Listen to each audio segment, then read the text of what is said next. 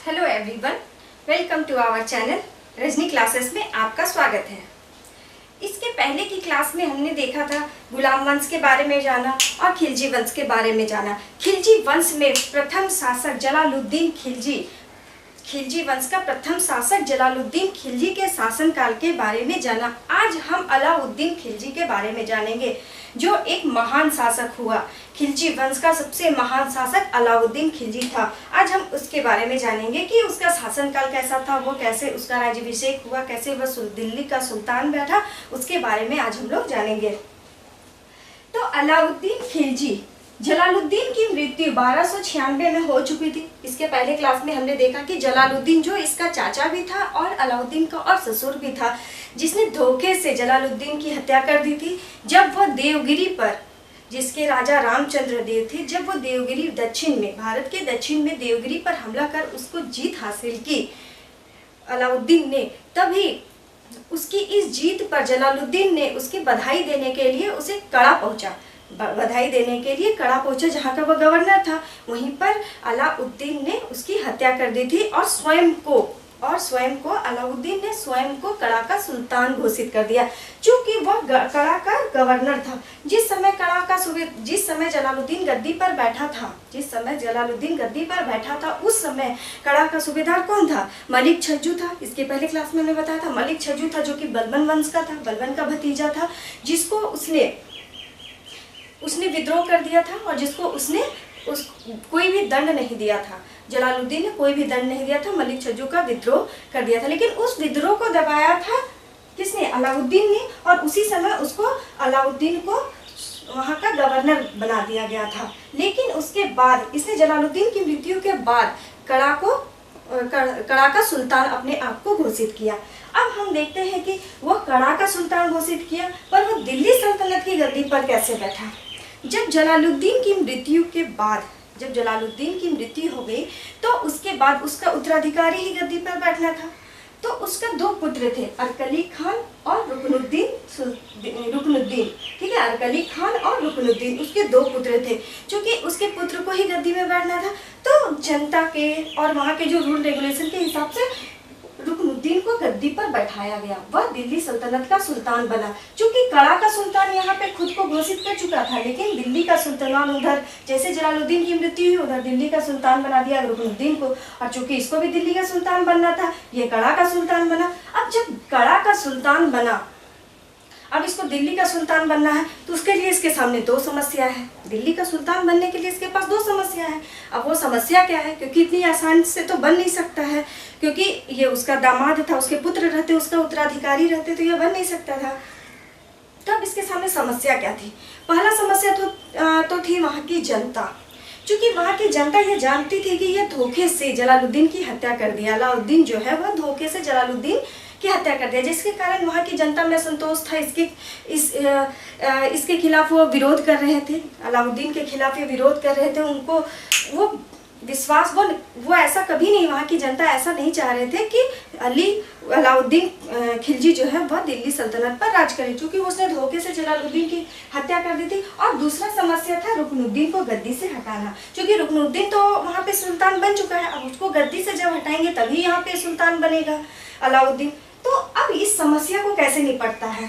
सबसे पहले था जनता का विश्वास जीतना, क्योंकि जनता उस पर विश्वास नहीं कर रही थी, क्योंकि वह धोखे से जलालुद्दीन को मार दिया था।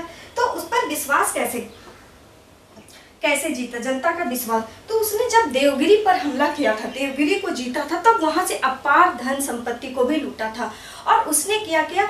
उस धन संपत्ति को पूरा जनता में बांट दिया, पूरी जनता में। वह कड़ा से जब दिल्ली जाने लगा, तो रास्ते में जितनी भी जनता मिलते गई, सबको वह बांटते चला गया। उतना धन संपत्ति, जितना सोना चांदी जितना था, वो क्या था कि सारा को बांटते चला गया। तो उसके सामने ये जनता का विश्वास जीतना वाला समस्या खत्म हो गई, क्योंकि जनता उस समय भी लालची थी, आज भी लालची है। जनता उस समय भी थी, उस समय आज भी ऐसा होता है ना कि जनता मतलब आम लोगों को कुछ दे दो, कुछ कर दो, उसके लिए कुछ अच्छा कर दो, तो वो आपके पक्ष में हो जाते हैं। वैसे ही उनके लिए अलाउद्दीन ने वही काम किया, अपने जीते हुए जितने भी धन थे वो जनता में बंटवा दिया, तो जनता उसके पक्ष में आ गई। अब उसके सामने था रुकनुद्दीन को गद्दी से हटाना। चूंकि एक योग्य शासक था अलाउद्दीन, तो एक योग्य योद्धा था, उसने रुकनुद्दीन से युद्ध किया और रुकनुद्दीन को पराजय कर उसे गद्दी से हटा दिया। तो ये दोनों ही समस्याएं, ये जो दोनों ही समस्याएं थी उसे अलाउद्दीन ने समाप्त किया। अब जाके अलाउद्दीन गद्दी पर बैठा। अब हम लोग देखते हैं कि अलाउद्दीन का शासनकाल 1296 से 1316 ईस्वी तक था। अलाउद्दीन का नाम क्या था? अलाउद्दीन का नाम था अली गुसर। अलाउद्दीन का नाम था अली गुसर, जिसका जन्म 1266 में सिरसा में हुआ था। और पहला पद अमीर तुजुक का मिला था। पहला पद अमीर तुजुक का मिला था किसके शासनकाल में? जलालुद्दीन के शासनकाल में। जलालुद्दीन के शासनकाल में उसको पहला पद मिला था अमीर तुजुक, जिसका अर्थ होता है समारोह का आयोजक। यानी बहुत ही छोटा पद है, ये बहुत ही छोटा पद है जिसमें कोई विशेष काम रहता है, किसी समारोह का ऑर्गेनाइज करना, ठीक है, किसी तैयारी करना, उसका पद इसको मिला था। अलाउद्दीन जलालुद्दीन का दामाद और भतीजा दोनों था। राज्याभिषेक बलबन के लाल महल में, इसका राज्याभिषेक कहाँ हुआ था? बलबन के लाल महल में। बलबन द्वारा जो लाल महल बनाया गया था वहाँ अलाउद्दीन खिलजी का राज्याभिषेक हुआ था। अब जब वह सुल्तान बना तो सबसे पहले वह विश्व विजेता बनने का सपना देखने लगा। विश्व विजेता बनने का सपना देखने लगा। विश्व विजेता बनने का सपना और किसने देखा था? सिकंदर ने। सिकंदर को भी विश्व विजेता कहा जाता, उसने भी सपना देखा था विश्व विजेता बनने का। उसी तरह इसने भी राज्याभिषेक, इसने भी विश्व विजेता बनने का सपना देखा। तभी कोतवाल जो थे, उसके फखरुद्दीन नाम के एक कोतवाल थे, जिसने पहले कहा कि पहले आप भारत को जीतिए, पहले आप भारत को दीजिए, उसके बाद विश्व को जीतिएगा। तब उसे भी ऐसा लगा, अलाउद्दीन को भी ऐसा लगा कि ये सही है कि पहले मैं भारत को, जिस प्रदेश का सुल्तान हूँ उस प्रदेश को मैं जीतूँ, ठीक है, उसके बाद में विश्व को जीतूंगा। अब उसकी उपाधि हम देखते हैं। उसकी उपाधि क्या थी? सिकंदर सानी, यानी द्वितीय सिकंदर। द्वितीय सिकंदर इसलिए बोला जाता है क्योंकि सिकंदर भी विश्व विजेता बनना चाहता था और ये भी विश्व विजेता बनना चाहता था, इसलिए इसकी तुलना, किसकी तुलना? अलाउद्दीन खिलजी की तुलना सिकंदर से की गई है। उसके बाद भारत का समुद्रगुप्त। भारत का समुद्रगुप्त क्यों कहा गया? क्योंकि ये उन्हीं नीतियों का अनुपालन कर रहा था जो समुद्रगुप्त ने अपने शासनकाल में किया था। जो समुद्रगुप्त ने अपने शासनकाल में किया था, उन्हीं नीतियों का अनुपालन अलाउद्दीन खिलजी का कर रहा था, इसीलिए इसे भारत का समुद्रगुप्त कहा गया। जनता का चरवाहा, ये भी उपाधि दी गई इसको सिकंदर सानी। ये तो खैर बहुत इंपॉर्टेंट है, ये क्वेश्चन तो अक्सर हर एग्जाम में पूछे जाते हैं, बहुत इंपॉर्टेंट है। भारत का समुद्रगुप्त भी इंपॉर्टेंट है, ये उपाधि इसकी इंपॉर्टेंट है। जनता का चरवाहा, इसको जनता का चरवाहा भी कहा गया। सॉरी, जनता का चरवाहा या भारत का चरवाहा, भारत का चरवाहा, भारत का चरवाहा, क्योंकि किसी भी दिशा में अपने राज्य का विस्तार करना। चरवाहा इसलिए कहा गया क्योंकि किसी भी दिशा में जहाँ जगह मिला उसी में अपना राज्य का विस्तार कर लेना, इसलिए इसको भारत का चरवाहा कहा गया। अब इसके शासनकाल इतना आसान तो था नहीं, इसने बहुत अच्छा एक चीज था कि गुलाम वंश से इसको इसलिए अलग कहा गया है। खिलजी वंश को गुलाम वंश से पहले भी बताए थे कि खिलजी वंश को गुलाम वंश से अलग क्यों है, क्योंकि गुलाम वंश ने एक सुई भर का भी जमीन का विस्तार नहीं किया था और इसने अपने साम्राज्य का विस्तार किया। ठीक है, अब हम इसके अभियान देखते हैं, विजय अभियान या युद्ध अभियान जो भी है वह अभियान। इसने 2 अभियान किए, उत्तर भारत का अभियान और दक्षिण भारत का अभियान। एक बार उत्तर भारत में अभियान किया और फिर दक्षिण भारत में, उसके बारे में हम लोग देखते हैं। अलाउद्दीन खिलजी के विजय अभियान। अलाउद्दीन के खिलजी के विजय अभियान को हम लोग 2 पार्ट में देखते हैं, एक है उत्तर भारत का अभियान और दूसरा दक्षिण भारत का अभियान। सब इसके विजय अभियान को 2 भागों में बांटते हैं, उत्तर भारत का अभियान और दक्षिण भारत का अभियान। अब हम देखते हैं कि उत्तर भारत का अभियान, देख उत्तर भारत का अभियान अलाउद्दीन खिलजी अकेले तो नहीं किया होगा, उसके साथ उसके सैनिक होंगे, उसके सिपहसालार होंगे, उसके सेनापति होंगे। तो उनके शासन काल में 4 सेनापति प्रमुख थे, उसके शासन काल में 4 सेनापति प्रमुख थे, जिसकी सहायता से उसने उत्तर भारत का अभियान किया था। तो उसका नाम, ये 4 सेनापति का नाम है। पहला नाम है अल्प खान, नुसरत खान, उलुग खान और जफर खान। लेकिन इन चारों सेनापति का नाम याद करने के लिए ये ट्रिक है, अनुज, ANUJ, A से अल्प खान, N से नुसरत खान, U से उलुग खान और J से जफर खान। अल्प खान का नाम संजर है, अन्य नाम। नुसरत खान का अन्य नाम नुसरत जलेसी है, उलुग खान का अन्य नाम अलमास बेग है और जफर खान का अन्य नाम मलिक यूसुफ है। इसकी सहायता से उत्तर भारत का अभियान अलाउद्दीन खिलजी करता है। अब उत्तर भारत का अभियान में सबसे पहले उसने गुजरात को जीता। सबसे पहला अभियान उसका उत्तर भारत में गुजरात था। गुजरात जो 1298 में, वो शासक कब बना था? 1296 में शासक बना था और 1298 में उसने गुजरात अभियान किया, जिसके राजा कर्णदेव थे। अब प्रश्न उठता है कि उसने गुजरात अभियान क्यों किया, गुजरात पर युद्ध क्यों किया, गुजरात को क्यों जीतना चाहता था? क्योंकि उसको अरब से अरबी घोड़े या जो भी चीज़ अगर मंगवानी होती थी तो वो तो पानी के द्वारा आता था। उस समय हवाई जहाज तो था नहीं, पानी के द्वारा आता था। क्योंकि उसको बंदरगाह चाहिए था, उसको अपने अंदर बंदरगाह चाहिए था ताकि वो अरबी घोड़े, हाथी जो भी अरब से मंगवा सके। उसके लिए अपने बंदरगाह पर कब्जा होना जरूरी था और वह बंदरगाह को पर कब्जा करने के लिए उसने गुजरात अभियान किया था, जिसके राजा कर्णदेव थे और सेनापति उलुग खान और नुसरत खान के नेतृत्व में यह अभियान किया गया था। कहा जाता है कि नुसरत खान ने 1000 दिनार देकर मलिक काफूर को खरीदा था इसी गुजरात अभियान में। ये बहुत इंपॉर्टेंट क्वेश्चन है, क्योंकि इस तरह के क्वेश्चन अक्सर पूछे जाते हैं कि मलिक काफूर को कब खरीदा गया था, कौन खरीदा गया था। कि इसी गुजरात अभियान में मलिक काफूर को खरीदा गया था 1000 दिनार में, इसलिए उसे हजारी दिनार भी कहा जाता है। उसके बाद उसने रणथंभौर अभियान किया। उसके बाद उसने उत्तर में रणथंभौर अभियान किया, जो 1301 ईस्वी में किया, जिसके राजा हमीर देव थे। जिसके राजा कौन थे? जिसके शासक हमीर देव थे। उसके सेनापति नुसरत खान के नेतृत्व में यह अभियान किया गया था, रणथंभौर अभियान। लेकिन चूंकि नुसरत खान की मृत्यु हो गई, तब अलाउद्दीन पहली बार शासक बनने के पहली बार वह यह अभियान किया। रणथंभौर के लिए स्वयं गया और साथ में अमीर खुसरो भी साथ में गया। तभी हमीर देव के परिवार ने जौहर किया। ये जौहर प्रथा जो है प्रथम बार यहीं से शुरू होती है। जौहर प्रथा जो है प्रथम बार यहीं से शुरू होती है। बाद में आगे जाके देखते हैं कि हम चित्तौड़ में भी जौहर प्रथा होती है, जहाँ पे रानी पद्मिनी या पद्मावती बोल सकते हैं, जो कि रतन सिंह की पत्नी थी, उसने भी जौहर किया। तो हम लोग देखते हैं कि ये जौहर प्रथा जो है यहीं से शुरू होता है और उनका पूरा परिवार, हमीर देव और उनका पूरा परिवार जौहर किया था। उसके बाद आया चित्तौड़ अभियान 1303 में, 1298 में आया गुजरात अभियान, 1301 में रणथंभौर और चित्तौड़ अभियान आया 1303 में। चित्तौड़ अभियान आया 1303 में, जिसके राजा रतन सिंह थे और उनकी पत्नी पद्मिनी या पद्मावती, जिसको मोहम्मद मलिक जायसी ने, जिस पर उसकी पत्नी इतनी खूबसूरत थी, इसकी पत्नी ये राजा रतन सिंह की पत्नी छोटी रानी, जो बहुत ही खूबसूरत थी, और उन्हीं पर मोहम्मद मलिक जायसी ने पद्मावत ग्रंथ लिखा है। अभी हमारे हाल में मूवी भी आई थी एक पद्मावती, जिसका काफ़ी विरोध भी हुआ था और मूवी भी काफ़ी अच्छी थी। तो उसमें वो पद्मावत ग्रंथ लिखा मोहम्मद मलिक जायसी ने, जिसमें उनकी पद्मिनी रानी जो कि बहुत खूबसूरत थी, जिसका वर्णन किया गया है। ऐसा कहा जाता है कि ये पद्मावती के कारण ही अलाउद्दीन खिलजी ने चित्तौड़ पर आक्रमण किया था।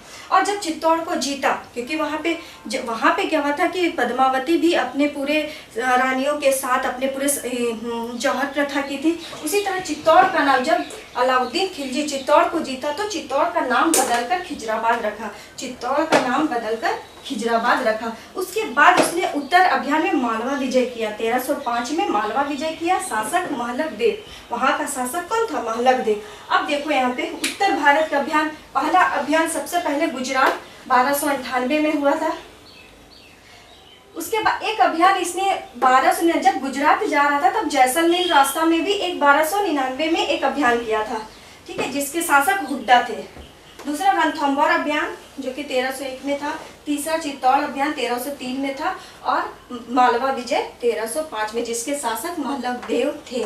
जब रणथंभौर अभियान किए थे तब अलाउद्दीन स्वयं और अमीर खुसरो के साथ गए थे, चूंकि नुसरत खान की मृत्यु हो गई थी। ये नुसरत खान यही है जिसने मलिक काफूर को 1000 दिनार देकर खरीदा था। उत्तर भारत के अभियान के बाद अलाउद्दीन खिलजी ने दक्षिण भारत का अभियान किया, जिसका नेतृत्व मल्लुक काफिर ने किया, जिसका नेतृत्व मल्लुक काफिर ने किया। जैसे हम लोग इससे पहले देखे थे ना कि उत्तर अभियान जब किए थे तो उसमें उन्होंने कुछ उसके सिपहसालार थे, ठीक है, उसके सेनापति थे, जिसमें थे अनुज, जिसका ट्रिक था अनुज, अल्प खान, नुसरत खान थे। उसी तरह इसका नेतृत्व दक्षिण भारत के जितने भी अभियान किए सबका नेतृत्व मलिक काफूर ने किया। और दक्षिण भारत के अभियान में कौन कौन से राज्य थे? तो देवगिरी, वारंगल, होयसल और देवगिरी, फिर से दूसरी बार देवगिरी और पांड्या राज्य, इतने सारे शासक थे। अब ये चार राज्य को याद करने का ट्रिक कि दक्षिण भारत में अलाउद्दीन खिलजी के कौन कौन से राज्यों में उनका अभियान किया।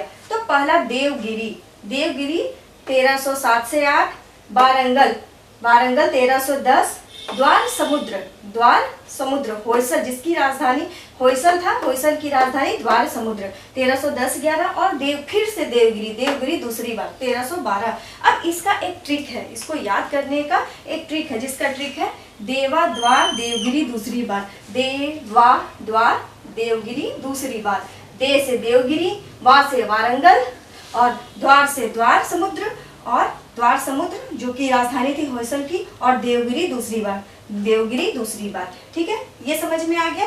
अब हम लोग देखते हैं कि देवगिरी का जब प्रथम बार आक्रमण किया था, एक बार पहले आक्रमण किया था, ठीक है, एक बार पहले जब अलाउद्दीन खिलजी जो था कड़क का सूबेदार था, उसके बाद अभी ये मलिक काफूर के नेतृत्व में ये अभियान, पहला अभियान था देवगिरी पर, जिसके राजा रामचंद्र देव थे, जिसने आत्मसमर्पण कर दिया था। ठीक है, राजा रामचंद्र देव थे, वो उनकी पराजय हुई थी और उन्होंने आत्मसमर्पण कर दिया था। अलाउद्दीन खिलजी ने राय रयान की उपाधि दी थी। ठीक है, अलाउद्दीन खिलजी ने राय रयान की उपाधि दी थी। उसके बाद आता है वारंगल के शासक कौन थे? प्रताप रुद्र देव। वारंगल के शासक थे प्रताप रुद्र देव। उन्होंने आत्मसमर्पण तो किया, लेकिन वो स्वयं न आके प्रतीकात्मक आत्मसमर्पण किया। अब प्रश्न उठता है कि प्रतीकात्मक आत्मसमर्पण क्या है? तो प्रतीकात्मक, वह स्वयं सामने ना आके, जब उसकी पराजय हो गई तो स्वयं सामने ना आकर उसने अपनी एक सोने की मूर्ति बनवाई, उसके गले में एक जंजीर लटकाया और उस मूर्ति को मलिक काफूर के पास भेजा। ठीक है, उस मूर्ति को मलिक काफूर के पास भेजा और कहा कि मेरी पराजय हो गई है, मैंने समर्पण किया, लेकिन वह स्वयं नहीं आया। ठीक है, तो जिसको हम लोग प्रतीकात्मक समर्पण कहते हैं, और इसी समय मलिक काफूर को, यहीं से कोहिनूर हीरा की कहानी शुरू होती है कि यही प्रताप रुद्र देव के पास, जिसने प्रतीकात्मक समर्पण किया था, उसके पास कोहिनूर हीरा था, और वही कोहिनूर हीरा मलिक काफूर को भेंट में दिया गया था। वही कोहिनूर हीरा जो था मलिक काफूर को भेंट में दिया गया था। उसके बाद आती है होयसल में 1310-11 में युद्ध हुआ। ठीक है, 1310-11 में यह अभियान हुआ, जिसमें वीर बल्लाल तृतीय जिसके शासक थे, और उसने भी आत्मसमर्पण किया था। उसके बाद देवगिरी दूसरी बार, इसकी राजधानी क्या थी? होयसल की राजधानी क्या थी? द्वार समुद्र, जिसको हम लोग यहाँ भी देखे हैं, द्वार समुद्र, होयसल राजधानी द्वार समुद्र। ठीक है, होयसल की राजधानी। उसके बाद देवगिरी दूसरी बार, एक बार देवगिरी दक्षिण अभियान के समय मलिक काफूर के नेतृत्व में एक बार देवगिरी यहाँ पे हुआ था 1307-8 में, जिसके शासक रामचंद्र देव थे। फिर देवगिरी दूसरी बार 1312 में, जिसके शासक शंकर देव थे। उसके बाद पांड्या राज्य जिसकी राजधानी कहाँ थी? मदुरै। ठीक है, पांड्या राज्य जिसकी राजधानी थी मदुरै, जिसके राजा सुंदर पांडे और वीर पांडे। ऐसा कहा जाता है कि इसकी पराजय हुई थी, लेकिन ये कभी भी उसके अधीन नहीं आया और ना ही उसने किसी तरह का कोई कर दिया। होता क्या था कि सबको अपने अधीन करके, ये जितने सारे प्रदेश है, जब इसकी पराजय हुई तो उसको अधीन करके उसका शासक को वहीं छोड़ दिया गया, और कर के रूप में एक बहुत बड़ा धन और कर के रूप में भूमि कर या जो भी कर है वो लिया गया। लेकिन ये पांड्या राज्य की पराजय तो हुई, युद्ध हुआ, लेकिन इसने कभी भी उसके अधीन नहीं आया और ना ही इसने किसी तरह का कर दिया। लेकिन इसने मलिक काफूर को काफी धन मिला इस युद्ध में। इसने इस युद्ध में तो किया, लेकिन इसमें काफी धन मिला। ठीक है, उसके बाद अलाउद्दीन ऐसा प्रथम शासक था, ये तो था उसका दक्षिण अभियान। उत्तर अभियान हम लोग देख लिए, दक्षिण अभियान देख लिए। अब हम लोग देखते हैं कि अलाउद्दीन ऐसा प्रथम शासक था जिसने विंध्याचल पर्वतमाला को पार कर दक्षिण प्रायद्वीप को जीतने का प्रयास किया था। क्योंकि अलाउद्दीन, हम जानते हैं कि अलाउद्दीन को सिकंदर शाही की उपाधि मिली थी, या द्वितीय अलेक्जेंडर या फिर द्वितीय सिकंदर, इसलिए कहा जाता था क्योंकि वो विश्व विजेता बनना चाहता था। वही एक ऐसा शासक था जिसने विंध्याचल पर्वतमाला को पार कर दक्षिण प्रायद्वीप को जीतने का प्रयास किया था, क्योंकि वह भारत के सभी प्रदेशों को जीतना चाहता था। इसके बाद हम लोग देखते हैं कि उसके शासनकाल में मंगोल आक्रमण भी बहुत सारे हुए। कुल 5 मंगोल आक्रमण हुए। अलाउद्दीन खिलजी के शासनकाल में कुल 5 मंगोल आक्रमण हुए। अब हम लोग देखते हैं कि ये मंगोल आक्रमण कब और क्यों हुए। उसके शासनकाल में विद्रोह भी बहुत सारे विद्रोह भी हुए, वो भी हम देखते हैं। अलाउद्दीन के शासनकाल में कुल 5 मंगोल आक्रमण हुए। कौन कौन सा मंगोल आक्रमण हुआ? कादिर का मंगोल आक्रमण, कादिर, ये सारे मंगोल आक्रमण के शासक थे। कादिर, सल्दी, कुतलुक ख्वाजा, तरजी, अलीबेग, कबक और इकबाल। कादिर 1597-98 में कादिर का आक्रमण हुआ। सल्दी का आक्रमण 1298 में हुआ। कुतलुक ख्वाजा का आक्रमण 1299 में हुआ। तरजी 1303 में हुआ। अलीबेग का 1305, कबक का 1305 और इकबाल मंद का 1306 में हुआ। इन 5 मंगोल शासकों ने अलाउद्दीन खिलजी के शासनकाल में भारत पर आक्रमण किए। अब इसको हम लोग याद कैसे करेंगे? कौन कौन सा ईस्वी में? ईस्वी तो सीरियल है, 97, 98, 99, 3, 5, 5, 6, ठीक है, ये तो याद हो जाएगा। अब इनका नाम कैसे याद करें, क्योंकि ये बहुत इंपॉर्टेंट है। इससे क्वेश्चंस भी आते हैं कि मंगोल आक्रमण जो किए गए थे उसके शासक कौन थे, ठीक है। तो इसका एक ट्रिक है। ट्रिक क्या है? का, साला, कुत्ता, टा, आई।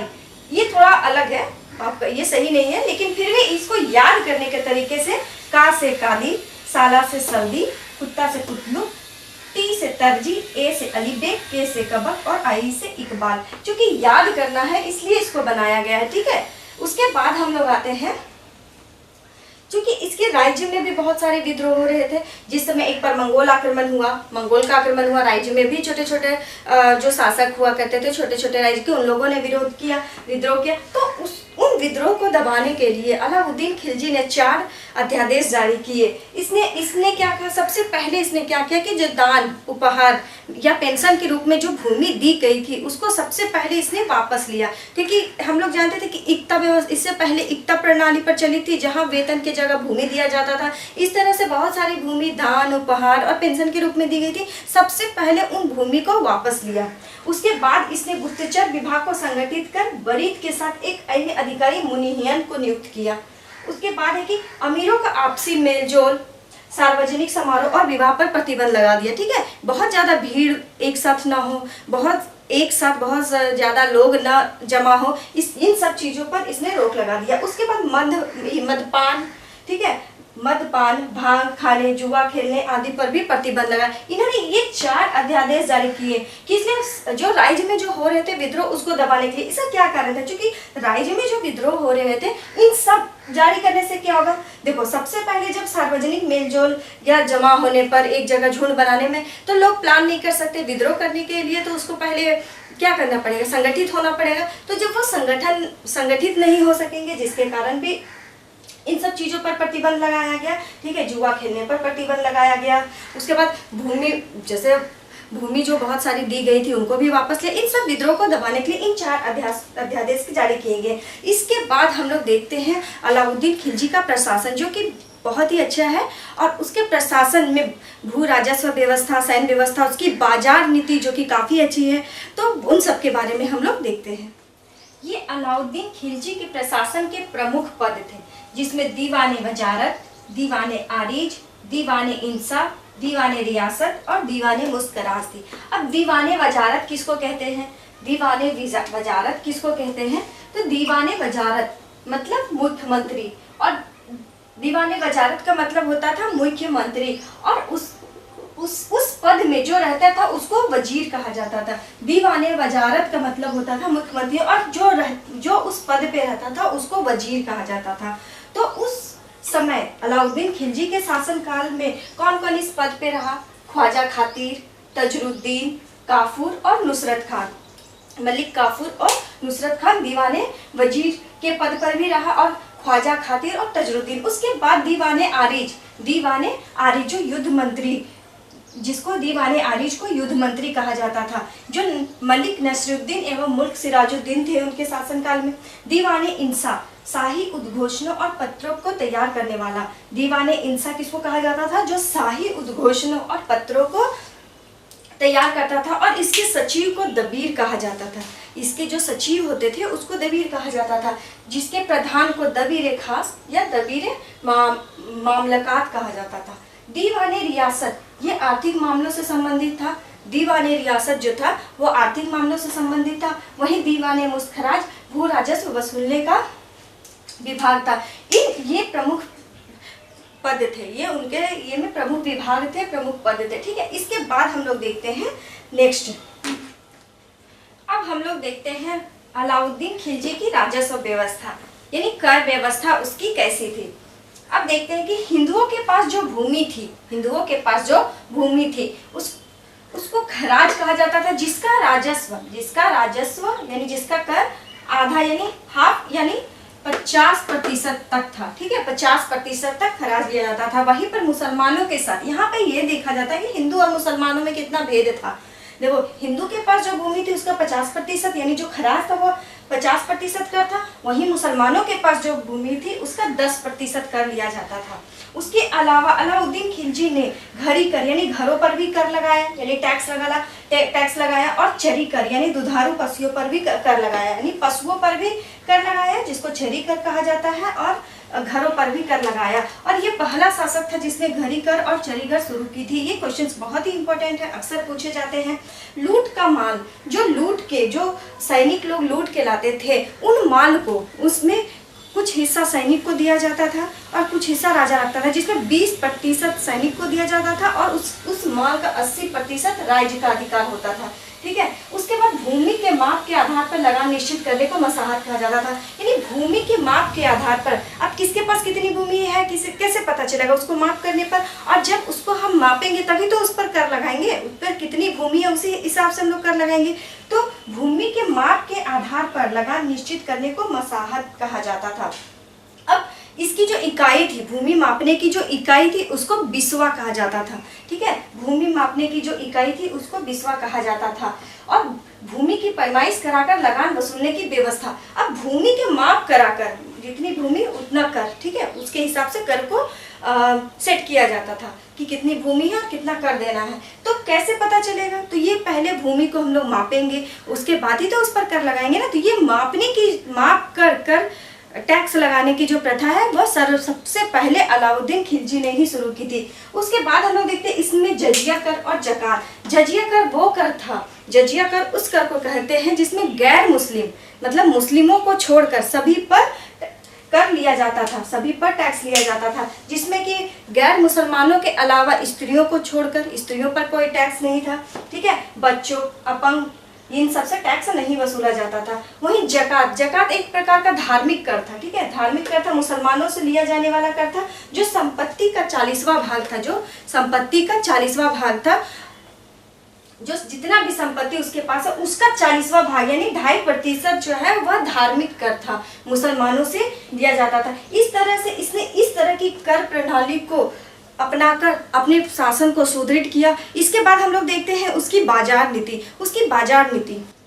अलाउद्दीन खिलजी का बाजार व्यवस्था, ये बहुत ही प्रसिद्ध है उसकी बाजार व्यवस्था, बाजार नीति। अब उसकी बाजार नीति कैसी थी? अब हम लोग ये देखते हैं कि दिल्ली के बदाई द्वार के अंदर उसने बाजार स्थापित किया था।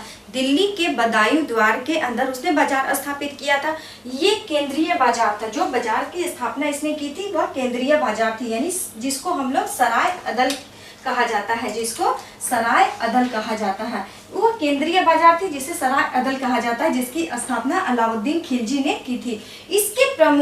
इसके जो प्रमुख थे शाहना ए मंडी, ठीक है, बाजार का अधिकारी। अब बाजार की जब स्थापना की तो बाजार ऐसे तो नहीं चलेगा, ठीक है, ऐसे तो चलेगा नहीं, उसमें अधिकारियों को नियुक्त किया गया, उसके कुछ रूल रेगुलेशन बनाए गए। तो उस अधिकारी को शाहना ए मंडी कहा गया, यानी उस बाजार के अधिकारी को शाहना ए मंडी किया गया, जिस पर मलिक काफूर को नियुक्त किया गया।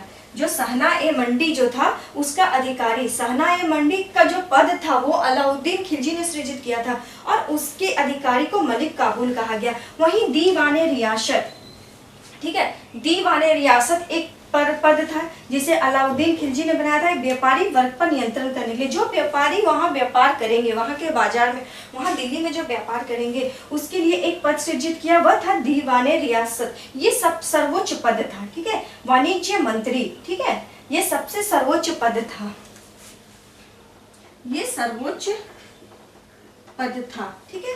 और जिसको हम लोग अभी के वाणिज्य मंत्री कह सकते हैं, जिस पर मलिक याकूब को नियुक्त किया और यह आर्थिक नियमों को लागू करता था। उसके बाद मुहत्सिब, माप ताल का और निरीक्षण और नैतिक नियमों का रक्षक, यानी मुहत्सिब एक पद था जिसको उसने सृजित किया, जिसने जो माप तौल का निरीक्षण करता था। नैतिक नियमों, माप तौल का निरीक्षण का मतलब कि जब कोई बाजार में वस्तु का विक्रय करता है तो वस्तु को बेचता है तो उसमें कहीं उसके माप में गड़बड़ी ना हो, दुकानदार पे कंट्रोल किया जा सके, उसके कुछ रूल रेगुलेशन बनाए जिसको वो कठोरता से पालन करवाता था, ठीक है। उसके बाद यहाँ पे जब आए, व्यापार के लिए रजिस्ट्रेशन कराना अनिवार्य था। जो व्यापार ऐसे कोई जाके व्यापार नहीं कर सकता था, उसके लिए वहाँ पे रजिस्ट्रेशन कराना जरूरी था। और व्यापार करने के लिए, जैसे अभी हम लोग कहते हैं किसी बिजनेस को करने के लिए लाइसेंस की जरूरत होती है, उसी तरह वहाँ रजिस्ट्रेशन कराना होता था, परमिट बनाना होता था। किसी व्यापार को करने के लिए परमिट की आवश्यकता होती थी, जिसको परवाना नवीस कहा जाता था। जो परमिट बनाता था उसको परवाना नवीस कहा जाता था। दुकानदारों व कीमतों पर नियंत्रण किया गया, दुकानदारों व कीमतों पर भी नियंत्रण किया। अब दुकानदारों कीमतों पर क्यों नियंत्रण किया गया, ये सबसे इम्पोर्टेंट है कि कीमतों पर कैसे नियंत्रण किया गया। कहा जाता है कि इसके शासनकाल में वस्तुओं की कीमतों को कम कर दिया गया, इसके वस्तुओं की कीमतों को कम कर दिया गया। अब रीजन ये है कि वस्तुओं को कीमतों को कम क्यों कर दिया गया, तो समझने वाली बात यह है कि इसने एक अस्थाई सेना रखा था, ठीक है, बहुत बड़ी सेना रखी थी। अब वहाँ उस समय क्या था कि भूमि तो इक्ता देने की प्रथा खत्म हो गई, उसको सैलरी देना था, उसको वेतन देना था, नकद वेतन देना था। तो नकद वेतन देना था, तो नकद वेतन बहुत ही कम वेतन पे रखा, जितने भी सैनिकों को रखा गया बहुत कम वेतन पर रखा गया। तो जब वो कीमतों, वस्तुओं की कीमत को कम करेगा तभी वो वेतन उसके लिए सही होगा। कहने का मतलब कि अगर हम वस्तु का कीमत कम है और हम अगर कम वेतन देते हैं, वस्तु का कीमत कम है, तो मेरा गुजारा चल जाएगा, ठीक है। मान लो किसी का वेतन 10,000 है तो 10,000 में उसका गुजारा चल जाएगा, ठीक है। लेकिन अगर महंगाई रहेगा, कीमत अगर ज्यादा रहेगा, मान लो ये महंगाई रहेगा, वस्तुओं की कीमत ज्यादा रहेगी तो वेतन ज्यादा चाहिए, तभी तो हम अपनी जो दैनिक जरूरतें हैं उसको पूरी कर सकते हैं, उसके लिए वेतन ज्यादा चाहिए। तब इसने क्या किया, वस्तुओं की कीमत कर दिया और वेतन को भी कम कर दिया, ठीक है। अगर वस्तुओं की कीमत ज्यादा रहता तो वेतन भी ज्यादा देना पड़ता ताकि उसकी जीवन यापन हो सके, सैनिकों की या फिर वहां के लोगों की, ठीक है। तो उसने ये नियंत्रण को अपनाया था। न्याय करना यानी व्यापारी संबंधी भ्रष्टाचार, व्यापार में किसी तरह का भ्रष्टाचार नहीं हो, उसका न्याय करने की भी व्यवस्था वह किया, ठीक है। ये उसकी बाजार व्यवस्था थी। कहा जाता है कि उसकी बाजार व्यवस्था बहुत अच्छी थी, जिसमें उसने सब वस्तुओं की कीमतों पर नियंत्रण किया था। साथ ही साथ उसने सहना ए मंडी एक अधिकारी नियुक्त किया, जिसके अधिकारी मलिक काबुल थे। दीवाने रियासत वाणिज्य मंत्री थे, जिसको मलिक याकूब को नियुक्त किया गया, ठीक है। इसके बाद हम लोग देखते हैं उसकी सैन्य व्यवस्था भी बहुत अच्छी थी, ठीक है। इसके बाद हम लोग देखते हैं उसकी सैन्य व्यवस्था।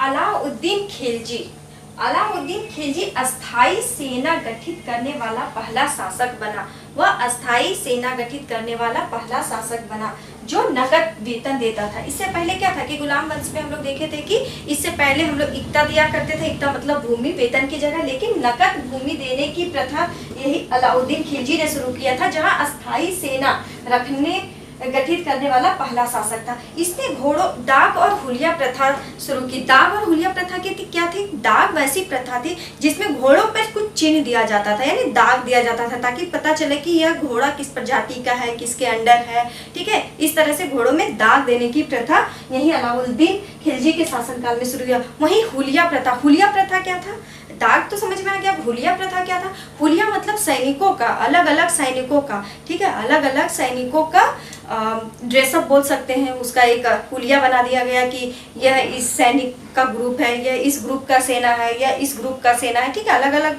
पार्ट में बटा हुआ था। अभी हम लोग बताएंगे कि कौन कैसे था। 10,000 सैनिकों की टुकड़ी जिसे समन कहा जाता था, जस्ट 10,000 सैनिकों की टुकड़ी जिसे तुमन कहा जाता था। सेना मंगोलों की दशमलव प्रणाली पर आधारित थी। इसकी जो सेना थी मंगोलों के दशमलव प्रणाली पर आधारित थी। क्योंकि मंगोलों का दशमलव प्रणाली क्या था, उसका सेना बहुत सुदृढ़ था मंगोलों का, तभी तो वह काफी ताकतवर था, काफी खूंखार था। तो इसकी सेना जो थी मंगोलों की दशमलव प्रणाली पर आधारित थी। अब ये क्या था, देखो ये एक ट्रिक है, ससी आम खा। क्या है ससी आम खा, क्या है? तो 7 से सारे खेला, यानी 10 सैनिकों पर, जो 10 सैनिकों का एक हेड होता था जिसको सरे खेला कहा जाता था। वहीं 10 सरे खेला मिलाकर एक सिपा सलार बनता था। ठीक है, 10 सरे खेला मिलाकर एक सिपा सलार बनता था। वहीं 10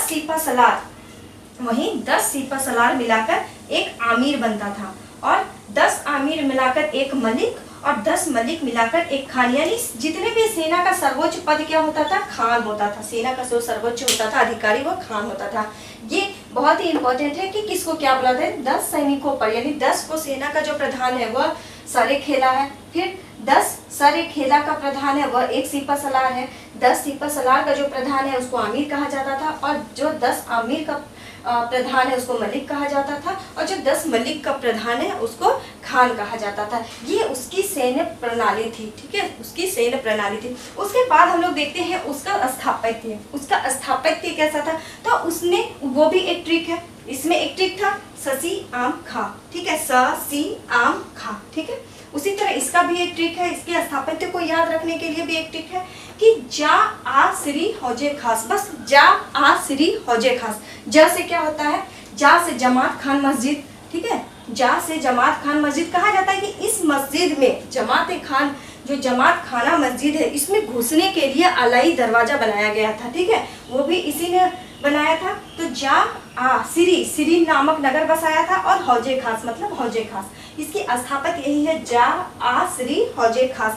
इसके बाद हम लोग देखते हैं कि इतने सारे चीजें हम लोग अलाउद्दीन के बारे में पढ़े, अलाउद्दीन के बारे में जाने, तो इसकी जानकारी हमें कहाँ मिलती है? तो इसकी जानकारी हमको बरनी के तारीख फिरोज शाही में मिलती है। ठीक है, इसके बारे में हम लोग देखते हैं।